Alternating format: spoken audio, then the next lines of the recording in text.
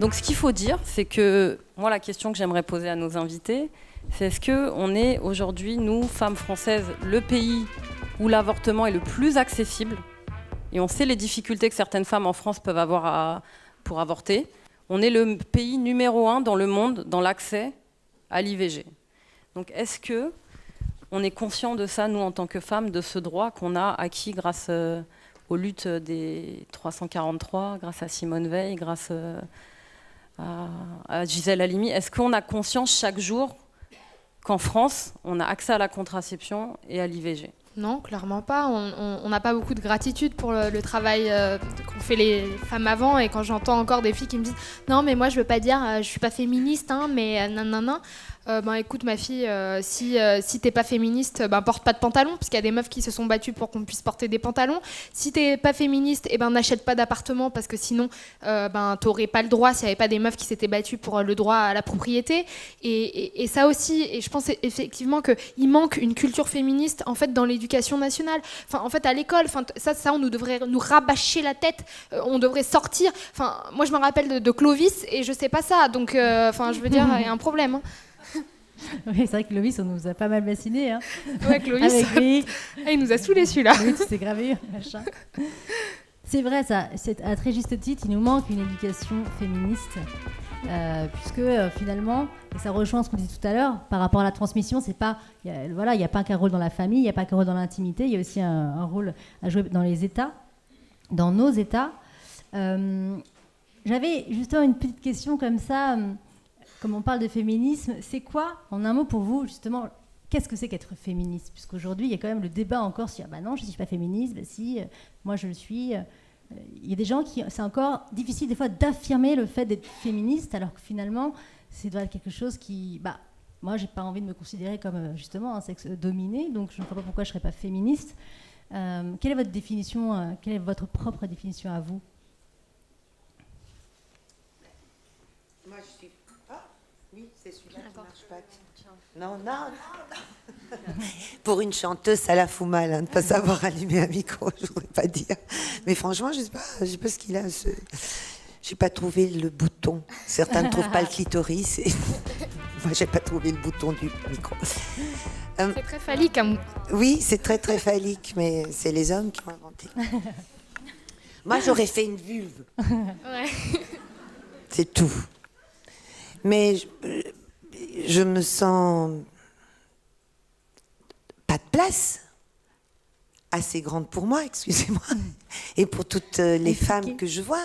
Je me rends compte que je dois toujours me battre deux fois plus, que j'ai toujours 2 fois plus de travail, que je suis insultée facilement 2 fois plus, que si je réagis, je suis une hystérique, que si je l'ouvre, je suis une caractérielle, alors que les hommes, ils sont juste...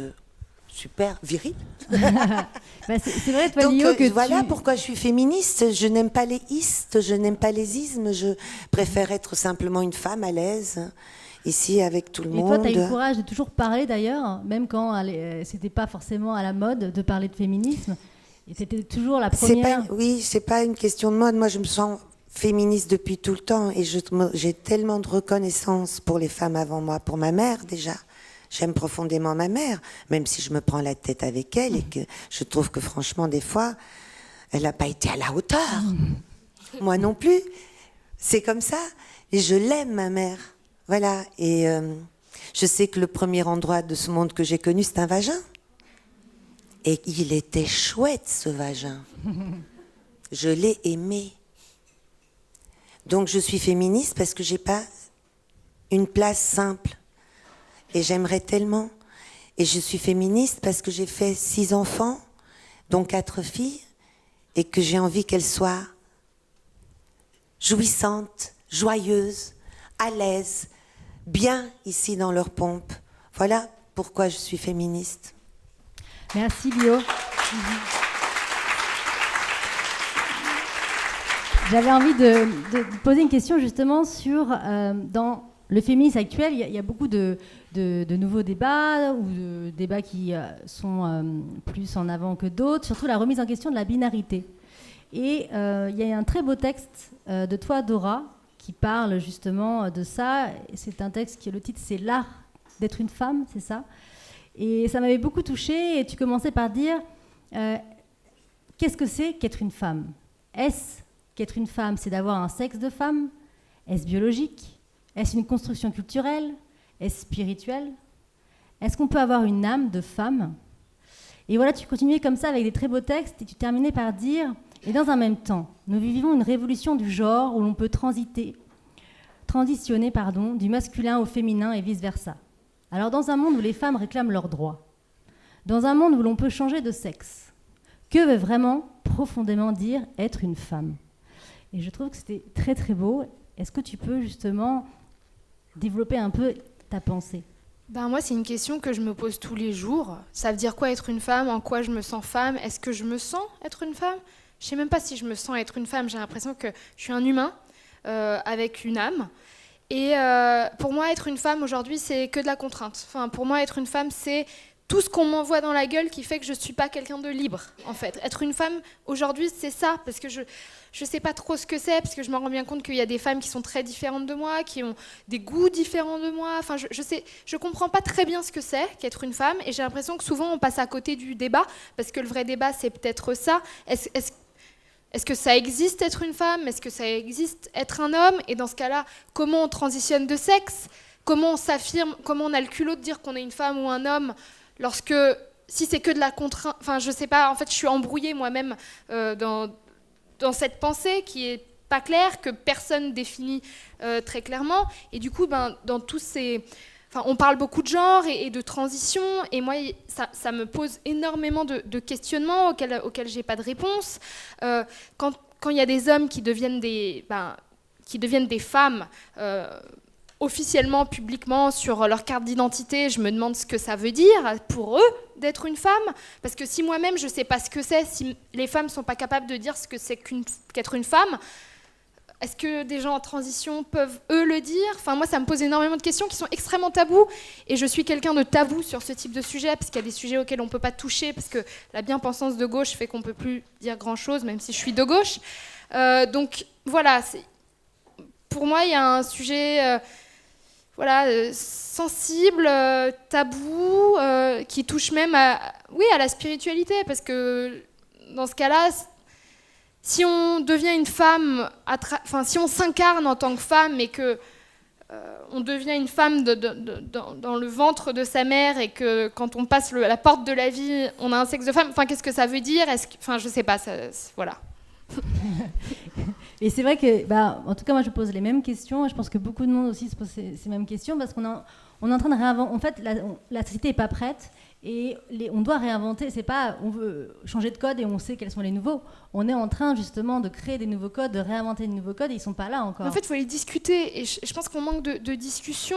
Je vois qu'on part directement, même dans le milieu féministe, on parle directement dans l'agression. Tu vas avoir les pro-prostitution, les anti-prostitution, et là, bim, bim, bim, et que je te dis, t'es une grosse pute, et t'es une grosse salope, et puis en fait, toi, t'es pas féministe, moi, je suis féministe. Allez, est-ce qu'on peut juste discuter ? Est-ce qu'on peut faire avancer le débat ? Peut-être que j'ai tort, peut-être que oui, je vais m'asseoir un moment et dire, tu sais quoi, je me suis trompée, j'ai cru un truc, et maintenant je crois autre chose. On peut changer aussi, c'est-à-dire on peut changer, on peut évoluer dans sa pensée, et puis même de pas être d'accord, c'est pas grave en fait.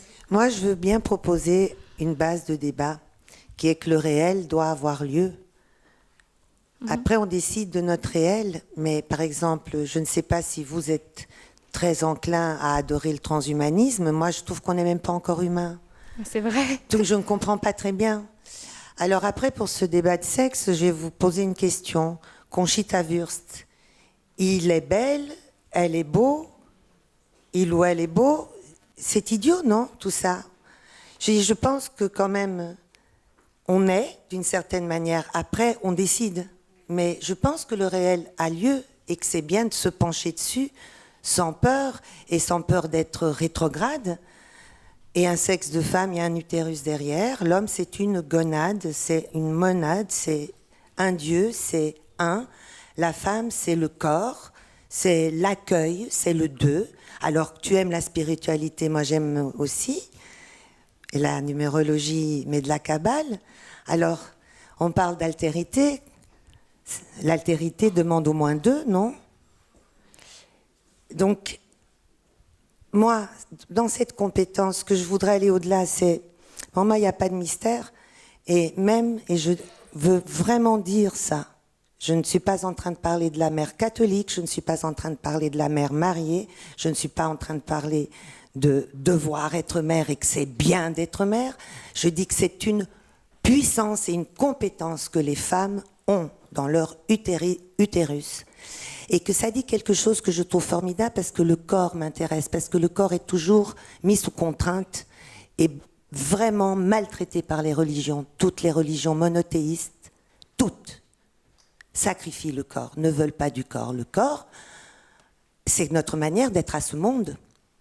Et de prendre nos sens, nous permettre de le saisir. Après, on réfléchit à tout ça. Mais c'est important, un corps aussi. Et notre corps, il est fait pour rejeter les corps étrangers. Si nous n'accouchions que de filles, et les garçons chiaient des garçons, peut-être que tout serait bien dans le meilleur des mondes, mais nous accueillons nos semblables et nos différents. C'est fort, ça. On l'expulse pas, dis-moi. On le garde et on lui donne le meilleur de nous-mêmes, à l'insu de notre plein gré, c'est-à-dire tous nos sels minéraux, nos vitamines, on perd nos cheveux, on est fatigué, on est malade, on a les jambes qui gonflent. C'est pour ça que je porte des hugs. Je sais que les hommes n'aiment pas les hugs, mais qu'est-ce que j'aime les hugs. Et ça, c'est magnifique, on donne l'amour, non ? Spirituellement, l'amour, c'est quoi ? C'est donner le meilleur de soi-même, sans savoir ce qui va sortir. Avant que les hommes ne s'introduisent dans notre utérus qui était bien à nous par les échographies, on ne savait pas ce qui allait arriver. Et quand même, on donnait tout notre amour à l'insu de notre plein gré, avant qu'il apparaisse. Et après se passe encore autre chose. Un autre réel doit avoir lieu. Et là, la culture, la domination, le machin, le truc, tout ça arrive. Et même avant, on fait avec, parce que nous créons tout ça. Mais simplement vivre ensemble, en se respectant l'un l'autre, le sexe de l'un l'autre, c'est marrant. Moi, je connais super bien le sexe des hommes. Combien de fois je les ai léchés, hein ? Je les ai regardés de très, très, très, très, très près. Je les ai branlés. Et j'ai avalé. Combien d'hommes connaissent le sexe des femmes ? Et combien d'hommes ça les intéresse gentiment d'y aller ? Allez, je vais te faire plaisir. Tu le mérites bien. Ils disent la même chose quand ils nous foutent une baffe. Hein. C'est pour rire. Merci beaucoup, Lio.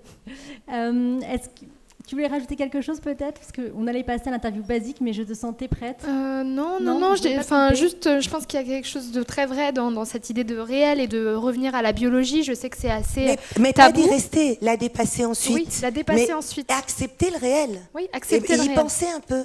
Tout à fait. C'est s'humaniser. Mais tout à fait. Et j'ai l'impression qu'on est tellement dans... On regarde tellement ce qui est culturel, pas culturel, qu'on a complètement basculé là-dedans. Et il y a un moment, effectivement, comme tu dis, on est incarné dans un corps. Discussion. Voilà, exactement. L'air pour tous et pouvoir partager là-dessus. S'ancrer davantage dans le réel. Oui. De notre puissance. Notre puissance. Et on doit s'aimer. Aimez-nous. Alors... Du coup, avec ces belles paroles pleines d'amour, on va justement parler un petit peu d'intimité avec cette interview du Merci Simone Club qui s'appelle l'interview basique, c'est-à-dire que c'est des questions simples qu'on reposera à toutes les invitées. Et justement, la première, c'est la date la plus importante dans ta vie de femme. Alors, par rapport à ce que tu viens de dire, j'attends un peu ta réponse. Le jour où je suis née. Le jour où tu es née, c'est beau ça. Et toi, Dora, quel est le jour, en tout cas la date la plus importante dans ta vie de femme jusqu'à présent ? Franchement, je sais pas. Je crois qu'il n'est pas arrivé. Je crois que le jour n'est pas arrivé. J'attends. Il n'est pas arrivé. Ta réponse. C'est pas arrivé. Non, c'est une belle réponse. Et ben, il va arriver. J'espère. Je ne sais pas ce que ça va être. Je vous tiendrai au courant. Une femme qui a compté et qui vous a inspiré dans votre vie. Et on attend tellement, tellement, tellement. Je peux citer en vrac Simone Veil, Frida Kahlo, Marie Curie, Alexandra David-Néel, Marina Tsatseveya. Cette femme que je viens de découvrir, on fête les 100 ans. J'ai retenu que son prénom, Sophia. Elle est une poétesse portugaise. J'aime pas quand elle lit ses poèmes parce que vraiment, elle déclame comme ça. Mais ce qu'elle écrit, c'est d'une beauté, c'est une merveille. Toutes les femmes m'inspirent. En fait, j'adore les femmes, vraiment, beaucoup. Toutes les femmes t'inspirent, chouette. Moi, je dirais une des femmes qui m'a le plus inspirée et qui a été un déclic pour moi quand j'étais adolescente, c'est Virginie Despentes. Sa rage. Le côté où elle est tellement puissante, elle a osé dire avant tout le monde ce qui devait être dit. Je remercie mon père dans la salle qui m'a laissé acheter Baise-moi quand j'avais 15 ans. Merci. Voilà, Merci, qui m'a laissé acheter ça à la FNAC. En me disant, ok, si tu veux lire ça, lis ça. Donc, une certaine ouverture. Donc, non, Virginie Despentes. Et puis, ma grand-mère qui m'a toujours éduquée dans la joie et dans l'optimisme. Et même si elle a un aspect très traditionnel, dans le fond d'elle-même, elle porte cette puissance féminine et cette bienveillance féminine qu'on ne retrouve pas chez les hommes. D'accord. Justement, Dora, s'il y a un message aux hommes, quel serait ton message pour les hommes ? On se réveille Non, en fait, le message, c'est on se réveille, sinon faites attention. Voilà. Je dis juste. Be careful. Et toi, Liu, est-ce que tu as un message justement pour les hommes ? On se réveille pour mieux s'aimer. On se réveille pour mieux s'aimer. Voilà. Et au-delà de parler aux hommes, quel est votre message pour les générations futures, justement ? Ça, je trouve que c'est important. Ouais. Les jeunes, justement, qui nous suivent sur Instagram, les jeunes qui arrivent, qui grandissent, qui commencent à se construire, quel est votre message que vous aimeriez passer ? Soyez meilleurs que nous. Réveillez-vous plus vite que nous, parce que moi j'ai l'impression que j'ai eu un éveil, finalement, ça s'est passé à 25 ans et plus. J'ai été complètement manipulée jusqu'à mes 25 ans. J'aurais bien aimé, adolescente, réagir plus vite.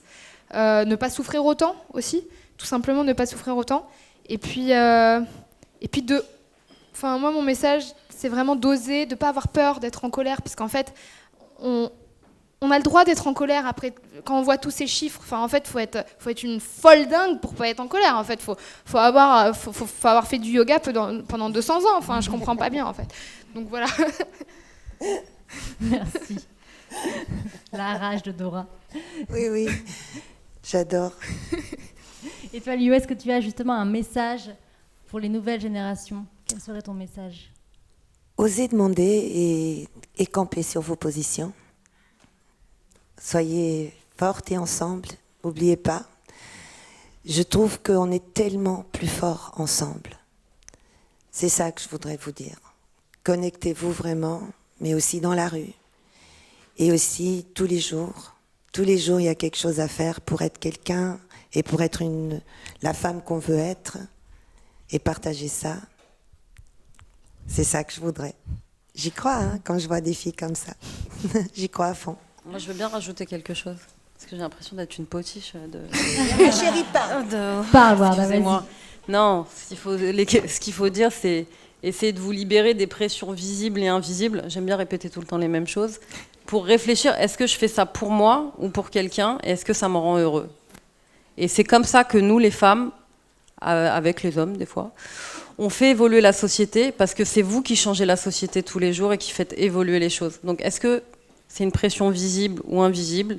Et est-ce que ça me rend heureuse de faire ça ? Voilà. Puis oser aussi être dans sa sensibilité, sa vulnérabilité de femme, parce que peut-être être plus sensible, ou du moins avoir été éduqué en ayant le droit d'être plus sensible qu'un homme, peut-être qu'en fait c'est notre force aujourd'hui, cette sensibilité, peut-être cette vulnérabilité c'est une force, et peut-être qu'au lieu de la cacher, en fait la puissance se trouve à ce niveau-là, à ce niveau qui est censuré, parce qu'on n'est pas censé chialer, on n'est pas censé péter un câble, on n'est pas censé ceci, cela, et peut-être que si, en fait, peut-être que toute notre beauté, notre force, peut-être qu'elle est cachée et qu'on essaye de la censurer, et puis bon, faisons sortir tout par tous les moyens, tous les trous, voilà quoi. Merci. Alors, avant de te libérer, Lio, parce que tu pars bientôt pour de nouvelles horizons, tu as un agenda très chargé, j'aimerais essayer quelque chose pour l'interview basique qui se terminerait par le fait que chaque invité puisse se poser une question Alors, je ne sais pas si ce jeu peut vous plaire. Est-ce que vous avez une question chacune? Tétanis, que je suis extrêmement timide, contrairement aux apparences, et très facilement Contrairement aux intimidée. apparences. Oui, l'audace des grandes timides, hein, ça, je pense que tout le monde connaît ça. Moi, j'ai une question. Vas-y, alors commence. Quand tu dis que tu sens que ton constat, c'est que les hommes n'aiment pas les femmes ou ne t'ont pas aimé, ce constat-là, à quel moment tu t'es dit c'est ça le constat? En fait, en fait, ça tombe comme une vérité. Voilà. À quel moment ça tombe comme une vérité et c'est plus quelque chose de c'est pas genre j'ai pas eu de chance en fait. Tu vois, c'est pas j'ai pas eu de chance, c'est ça la situation. En lisant, en parlant, en allant voir beaucoup de femmes et en me disant non, c'est un jeu et en fait tout le monde connaît les règles du jeu. C'est un jeu entre nous et on croit qu'on joue et que tout le monde respecte les règles et que tout d'un coup celui qui respecte pas, c'est une exception. Et surtout, on commence tout de suite à se poser la question j'ai dû faire quelque chose de pas bien. Parce qu'on est deux, justement, et qu'on pense que la relation, elle est comme ça. Et je parlais beaucoup avec une femme que j'adore et qui est morte aujourd'hui, et qui est une grande philosophe, pas reconnue ici, très peu reconnue, parce qu'elle a une redoutable adversaire qui s'appelle Elisabeth Badinter, qui est le féminisme que je n'aime pas du tout. Et cette femme que j'aime profondément s'appelle Antoinette Fouque. Et Antoinette Fouque, c'est une femme qui aimait les autres femmes, qui était bi, mais qui a eu un enfant.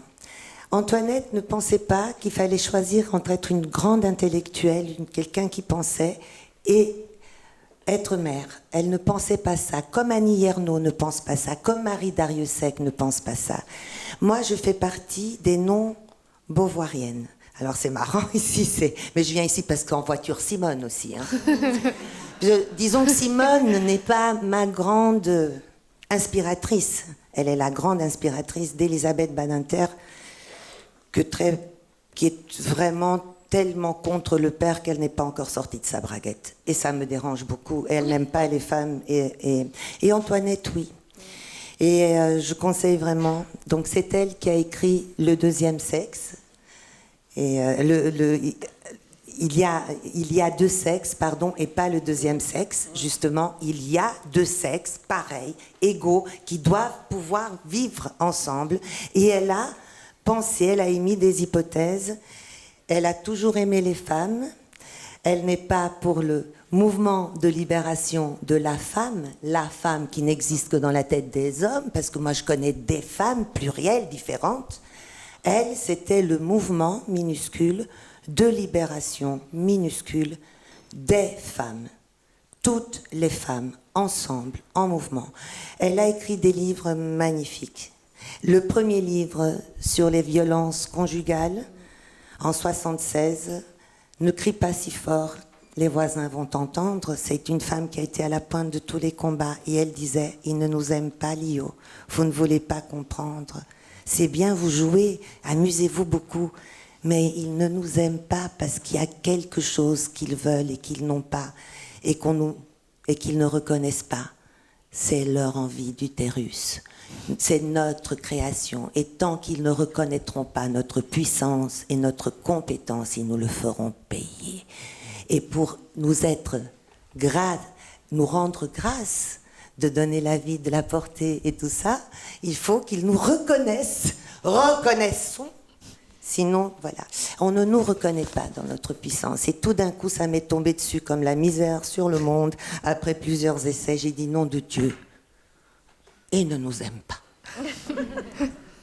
J'ai encore fort à faire et j'ai des garçons à élever.